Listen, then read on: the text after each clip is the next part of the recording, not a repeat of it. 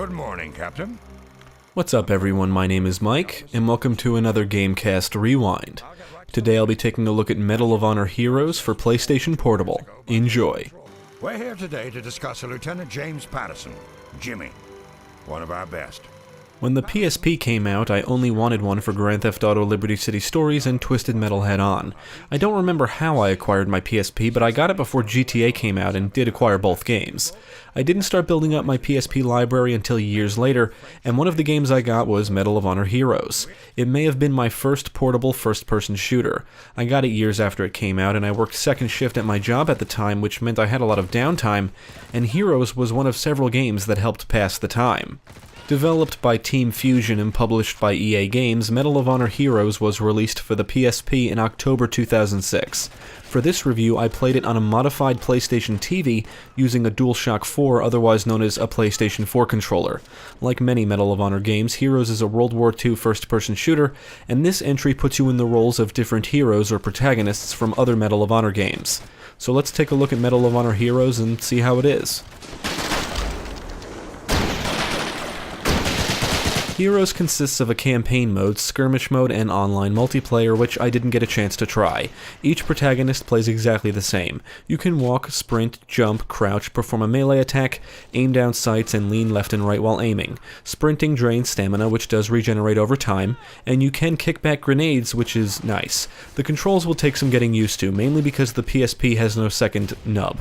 There's multiple control schemes to choose from, and I stuck with the default, which lets you move around and strafe using the PSP's nub and look around with the action buttons.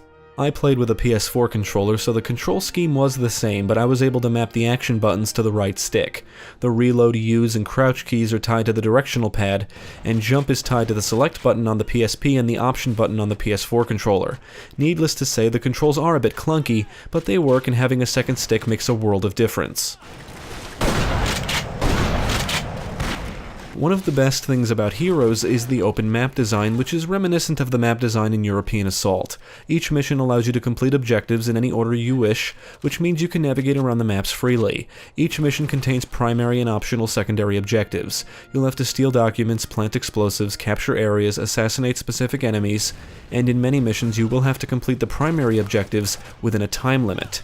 If you die, you'll have to restart the entire mission, but most of them can be completed in under 10 minutes. The only downside to the missions is that once you've played through the first 4 or 5, you've basically seen all the variety there is. They all start to feel the same after a while. The maps are what really differentiate them. You'll battle your way through an airfield, beach, village, city, and castle, among others, and they are all open with plenty of paths and ways to approach situations. There's 3 difficulty modes to choose from, and you can earn awards and medals in the campaign mode for each one. Furthermore, as you complete missions, you'll rank up and unlock things like uniforms, which can be applied to your character in the skirmish and multiplayer modes. You're scored at the end of each mission based on your performance, which includes your kill count, accuracy, and completed objectives. You can earn a gold, silver, or bronze medal in each mission. You can also earn awards which are like achievements. You earn them by meeting specific requirements, like completing a campaign on a specific difficulty mode, killing a specific number of enemies in melee combat and with specific weapon types, getting a certain number of headshots, etc. You can view any medals and awards you've earned from the service record menu, which is also where you can view your stats. Your stats for each game mode are tracked, and you can see everything ranging from time played to what body parts you hit the most. You can view your weapon use percentages, what your accuracy is for each weapon, how many rounds fired, and wins and losses per map, among other information. I love stat tracking in games, and I found this to be quite impressive.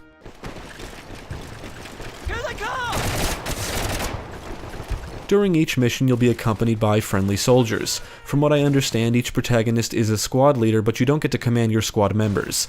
They follow you, attack enemies, and they're great for diverting fire away from you. Like the enemies, if a soldier dies, another one will spawn in. I found it best to keep them close by because if they get wiped out, you become an easy target. Despite them shouting the same lines over and over again, they are good for alerting you to when enemies are near or when grenades are thrown. When you get hit, you lose health, and when you lose all of your health, you die. You can store med packs in your inventory for use at any time to restore health, and they can be found throughout the maps. Fallen enemies will drop weapons, ammo, and health packs, which heal you instantly upon pickup.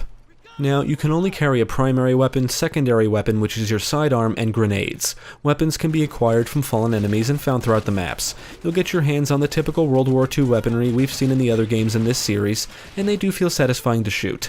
The enemies are the Germans, and they'll run around the maps, shoot at you, and throw grenades, but their AI isn't the best. I found that if my squad wasn't with me, things got more difficult, especially if I was outnumbered, but the enemies don't pose that much of a threat individually. They'll often run out into the open when under fire and kick grenades into walls and objects near them so they bounce back and blow themselves up. Friendlies and enemies will constantly spawn in, so you can't really clear a map of enemies. They keep spawning until you complete all the primary objectives. I have a feeling that the multiplayer was one of the big attractions of Heroes. The servers were shut down some time ago, but I've read of people getting matches going by other means. I didn't get the chance to try it, but I did check out the skirmish mode, which lets you play against bots.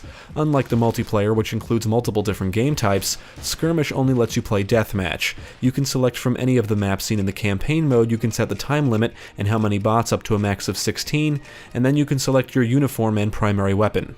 It's a deathmatch, so you and the bots just run around and shoot each other. When you die, you need to wait for the respawn timer to reach 0 before you can rejoin the match. Whoever has the most kills at the end of the match wins, and you can set a record in each map which is determined by your kill count.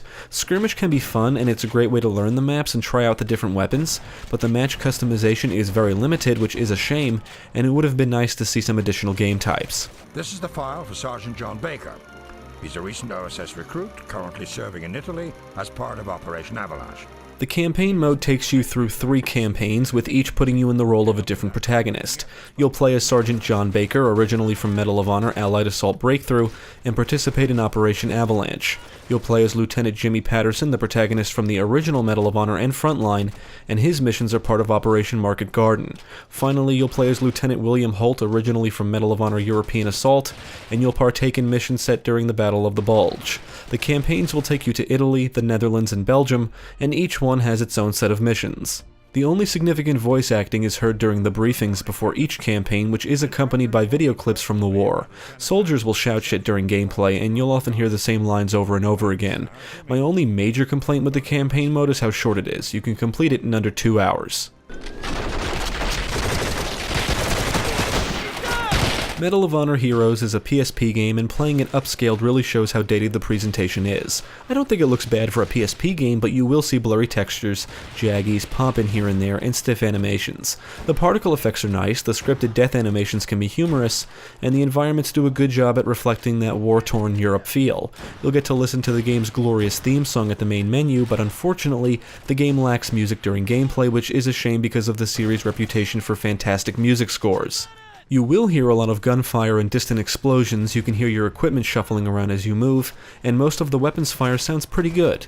On the technical side, I only noticed the frame rate dip once during a skirmish match, and I saw some texture flickering, but I didn't encounter any major bugs or issues.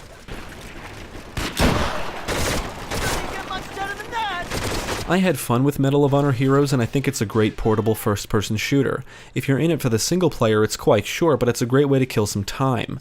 The difficulty modes, medals, unlocks, and skirmish mode give the single player some replay value, but you'll see almost everything the gameplay has to offer in the first 5 to 10 minutes.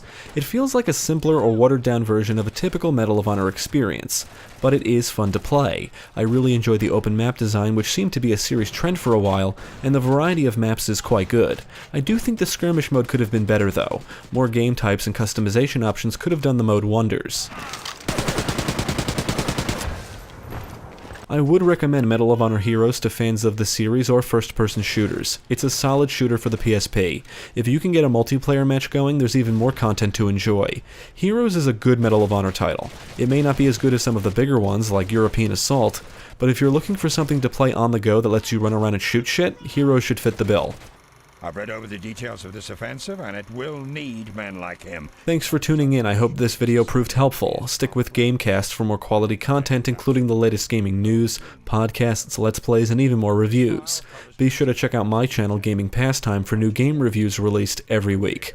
My name is Mike, and I thank you for watching.